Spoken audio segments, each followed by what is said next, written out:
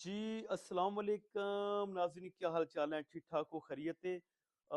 हर video के अंदर मैं एक रिश्ता लेके आता हूँ। इस वीडियो के अंदर 3 रिश्ते मौजूद हैं, ठीक है? तीनों रिश्ते जो हैं वो तीनों बहनों के हैं। हमारी वीडियो को शुरू से लेके एंड तक लाज़मी देखना है। सबसे पहले जो रिश्ता है हमारे पास, लड़की का रिश्ता है, 30 साल इसकी उम्र है। इनकी जो कास्ट है मुस्लिम शेख है और गुजरात से इनका तल्लक L29 इनका कोड है रिश्ते का, ठीक है। एक भाई है और 3 बहनें हैं।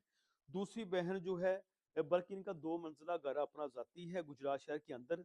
दूसरी बहन जो है उसकी उम्र 26 साल है, तलीम उसकी बीए है।